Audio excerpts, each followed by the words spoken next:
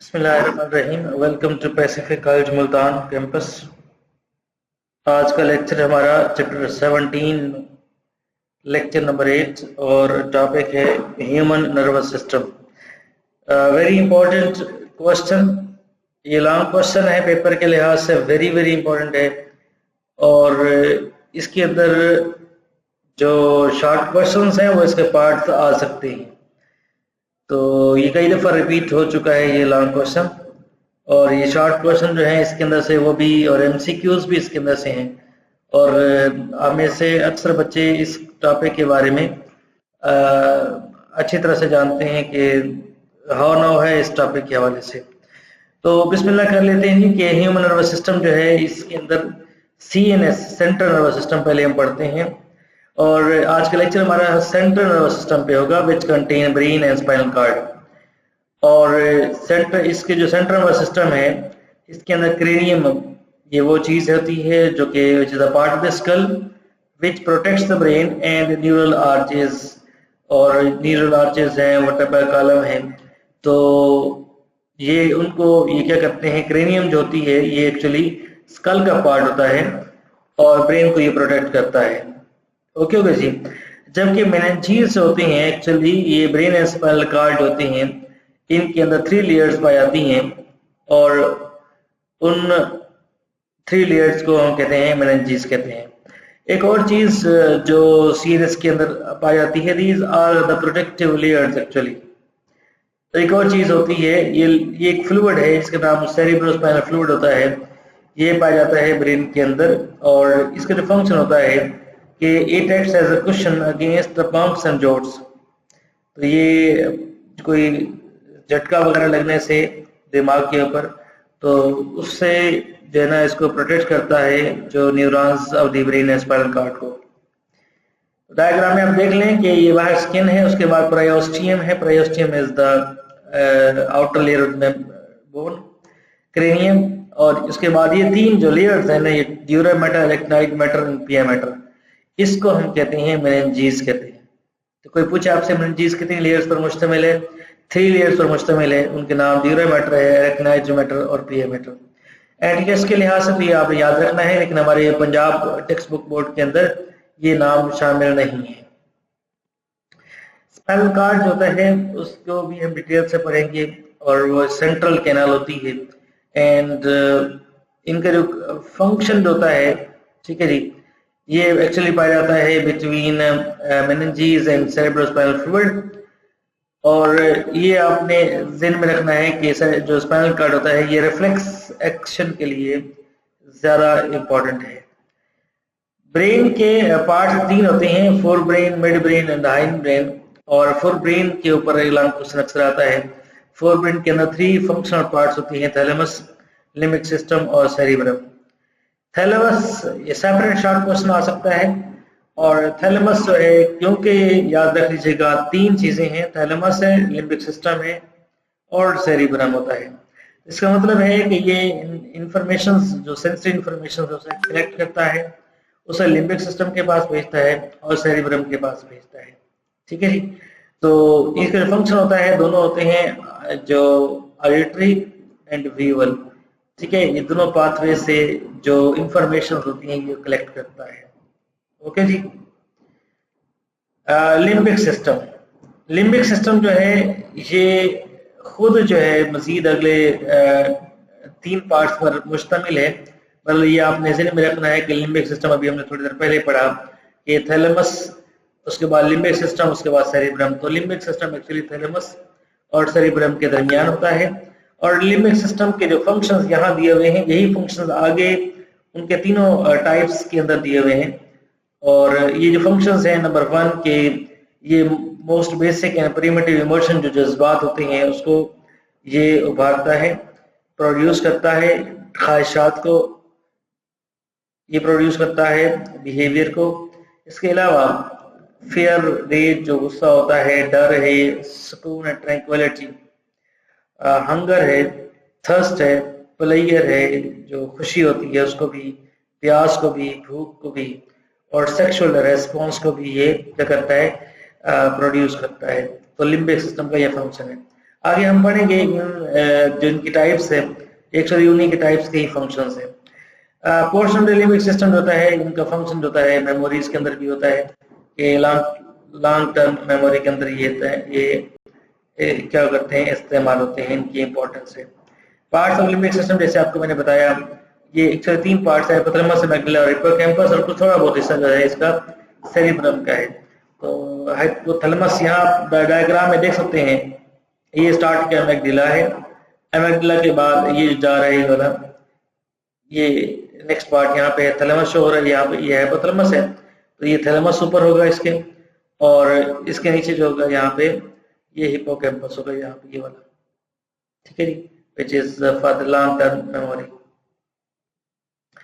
Hypothalamus जिसके बारे में चैप्टर 15 में भी आप लोग पढ़ चुके हैं, या थोड़ा सा एक्स्ट्रा उसकी इंफॉर्मेशन हैं कि ये एक्चुअली कनेक्शंस, ये it's hormone production, no doubt, इसमें से हार्मोन्स भी पैदा होते हैं, ठीक है जी, हार्मोनल फैक्टर्स भी पैदा होते हैं इसके अंदर से, और इनका जो फंक्शन है कोऑर्डिनेशन के लिहाज से बहुत इंपॉर्टेंट है कि बॉडी टेम्परेचर है, हंगर है, मेंस्ट्रुअल साइकिल है, वाटर बैलेंस है और स्लीप वेक साइकिल, इनको ये कंट्रोल करता है, ये इसके फंक्शंस हैं। एमिग्डाला, जैसे आपको मैंने बताया कि एमिग्डाला जो है इसके फर्स्ट पार्ट के अंदर यहाँ पे ये अवेलेबल है, यहाँ पे ये है एमिग्डाला है। तो एमिग्डाला जो होता है इसके जो फंक्शन है वो सेंसेशन ऑफ प्लेयर है, पनिशमेंट है, सेक्सुअल अराउजल, ठीक है जी, और सेक्स का उभरना, सिंपल सी बात है। It is also involve the feeling of the fear and rage. Hippocampus very very important for students specially, और ये लॉन्ग टर्म मेमोरी के लिए इस्तेमाल होते हैं, स्पेशली लर्निंग के लिए इस्तेमाल होते हैं। नेक्स्ट पार्ट है सेरिब्रम, ठीक है जी। सेरिब्रम जो पार्ट होता है it is the largest part of the brain, बहुत इंपॉर्टेंट एमसीक्यू, सबसे बड़ा जो पार्ट होता है ब्रेन का उसका नाम होता है सेरिब्रम होता है, और इसके 2 हिस्से होते हैं, cerebral hemisphere right and left. Right and left parts को जो कंट्रोल करता है, मतलब जो कनेक्ट करवाता है आपस में, वो करवाता है कार्पस कैलोसम, ठीक है जी। कार्पस कैलोसम वो हिस्सा होता है जिसके अंदर 10 बिलियंस ऑफ न्यूरॉन्स पाए जाते हैं, ठीक है, और ये मतलब कन्वर्जन की सूरत में होते हैं। और इसके अलावा आपने याद रखना है कि ये जो पार्ट होता है, this part receive sensory information, process it, store some in memory in future use, directs voluntary movements. ये वो पार्ट्स हैं जो इस्तेमाल होते हैं, मतलब जो सेरिब्रम का जो मेन फंक्शन है वो ये है कि वॉलंटरी मूवमेंट्स को ये कंट्रोल करता है, और ये थिंकिंग के ऊपर, सोच के ऊपर जो है इसमें बड़ा रोल होता है।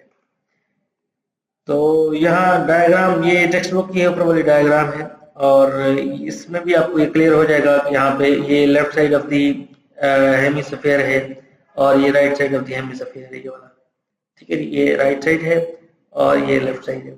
अब ये भी याद रखना है कि right side of the hemisphere control left side of the body, और left side of the hemisphere controls right side of the body, ठीक है जी।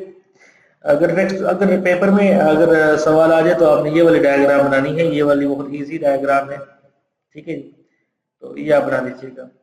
सेरिब्रल कॉर्टेक्स, जैसा कि आपने पढ़ा हुआ है, किडनी के अंदर के आउटर रीजन को हम कॉर्टेक्स और इनर रीजन को हम मेडुला कहते हैं, तो इसी तरह से जो इसका आउटर रीजन होता है उसे हम कॉर्टेक्स कहते हैं, सेरिब्रल कॉर्टेक्स। इसका फंक्शन होता है वही आई और एयर जो होता है, ऑडिटरी एंड विजुअल रेस्पॉन्स होता है, तो उसके लिहाज से इसका एक्शन होता है, और मतलब ये लाइट एंड साउंड को जो होता है ये क्या करता है कि उसको फील करवाता है। तो एक और चीज वेरी वेरी इंपॉर्टेंट कि जो इसकी स्पीच अच्छी होती है, इसका मतलब उसका सेरिब्रल कॉर्टेक्स होता है वो बहुत अच्छा है।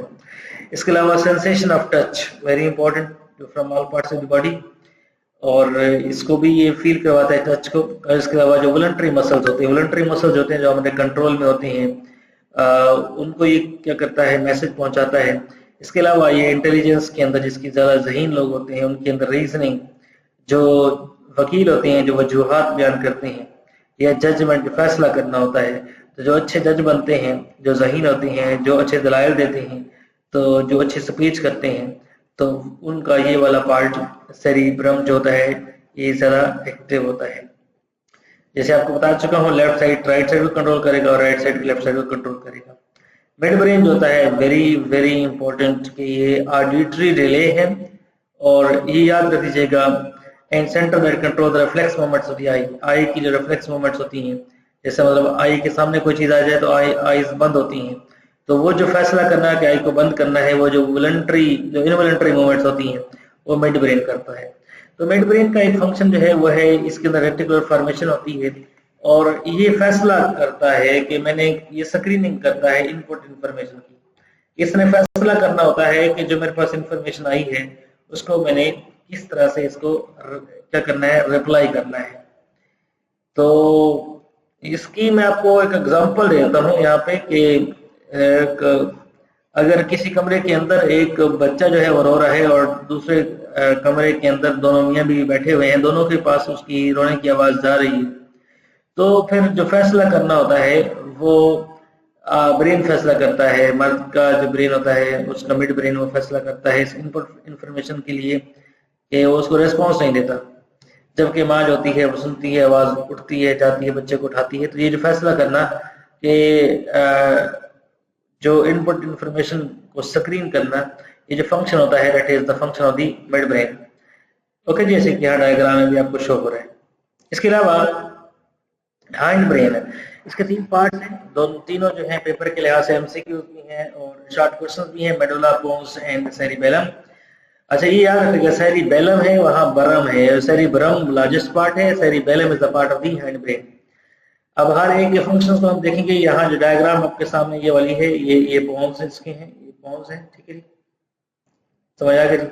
और ये इसका ये है मेडुला है, ओके, और इसके ऊपर जो होगा वो ये साइड पे ये वाला होगा, ये होगा सेरिब्रम होगा, ये वाला हिस्सा, ये वाला हिस्सा सेरिब्रम होता है, ठीक है जी। जो ये यहाँ से लेके ये वाला पार्ट है ये सेरिब्रम है।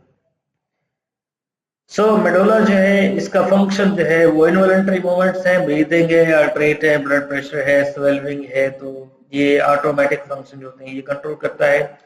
पोन्स का जो फंक्शन होता है ये, क्योंकि पोन्स होता है अबव द मेडुला पाया जाता है, और उसका फंक्शन होता है वो no doubt transition between sleep and wakefulness, या rate and pattern of breathing के, सांस तेज लेना है, स्लो लेना है, उसको भी कंट्रोल करता है। और सेरिबेलम जो होता है ये हमारी बॉडी की कोऑर्डिनेटिंग मूवमेंट्स होती हैं कि हमने चलना कैसे है, हमारी बॉडी की जो एक्यूरेट और स्मूथ मूवमेंट्स होती हैं, या इसके अलावा जो हमारी बॉडी की पोजीशन होती है, मींस इक्विलिब्रियम होता है, तो उसको ये मेंटेन करता है। हमारी बॉडी के अंदर लर्निंग जो एबिलिटी है, हमारा जो बिहेवियर होता है, तो उसको ये क्या करता है, उसको ये कंट्रोल करता है। और सबसे इम्पोर्टेंट एमसीक्यू के बर्ड्स के अंदर सबसे बेस्ट जो डेवलप्ड पार्ट है ब्रेन का, उसका नाम है सेरिबेलम होता है। Last part, second part of the human nervous system, central nervous system का, इसका नाम है स्पाइनल कार्ड। आपको जैसे मैंने बताया ब्रेन और स्पाइनल कार्ड ये 2 पार्ट्स होते हैं सेंट्रल नर्वस सिस्टम के। तो आज का लेक्चर हमारा क्योंकि ह्यूमन नर्वस सिस्टम में सिर्फ सेंट्रल नर्वस सिस्टम पे है, पेरिफेरल हमने कल पढ़ना है। तो स्पाइनल कार्ड जो है ये, इसके शेप आपने माइंड में रखनी है कि ये ओवल शेप में होता है, ठीक है जी, ओवल शेप में होता है, और ये एक्चुअली वर्टेब्रल कॉलम के साथ साथ ही रन करता है। इसके अंदर जो होती हैं न्यूरॉन्स ढेर सारे पाए जाते हैं, इसमें सेल फाइबर्स होती हैं, जो जिसे आप कहते हैं क्या कि जो नर्व फाइबर्स से आप कह सकते हैं। और इसका जो इनर पार्ट होता है वो बटरफ्लाई शेप में होता है, उसे हम ग्रे मैटर कहते हैं। आउटर पार्ट होता है उसे हम व्हाइट मैटर कहते हैं, ठीक है जी। बाकी डायग्राम में आप पहले देख लें ज़्यादा बेहतर है, जैसे कि ये वर्टेब्रल कॉलम है और उसके साथ साथ ये आपको नजर आ रहा है जैसे स्पाइनल कार्ड, और स्पाइनल कार्ड के या राइट साइड पे भी या लेफ्ट साइड पे भी ये गैंग्लियन है, और यहाँ पे ये इसका स्पाइनल कार्ड है। जो इनर पार्ट होगा ये ग्रे कलर का होता है, इसलिए इसका नाम ग्रे मैटर, और जो आउटर पार्ट होता है उसे हम व्हाइट मैटर कहते हैं।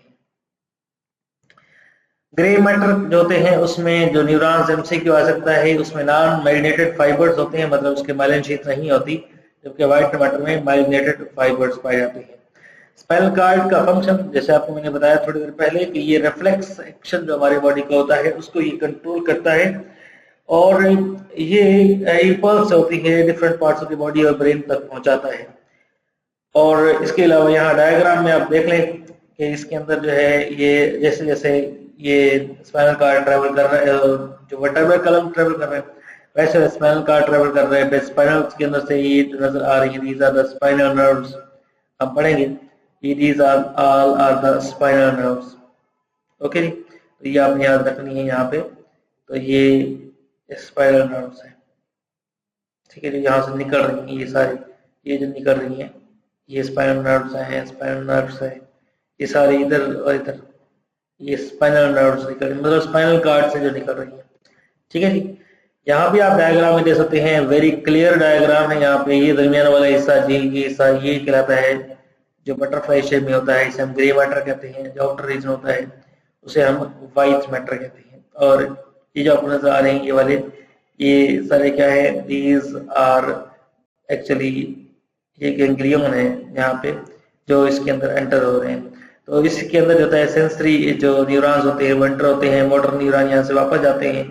तो जो आपने डायग्राम पढ़ी होगी, देखी होगी रिफ्लेक्स एक्शन की, तो उसके अंदर भी बिल्कुल ऐसे ही था कि सेंसरी न्यूरॉन से मैसेज आता है स्पाइनल कार्ड में, और स्पाइनल कार्ड ही वापस मैसेज भेज देता है दोबारा से ए फैक्टर के पास, ठीक है जी। यहाँ पर भी आपको डायग्राम में क्लियर होगा कि इसके अंदर जो है ये यहाँ पर वर्टेब्रल कॉलम है, और वर्टेब्रल कॉलम के बिल्कुल साथ साथ जो है यहाँ से स्पाइनल नर्व्स होती हैं वो निकल रही है।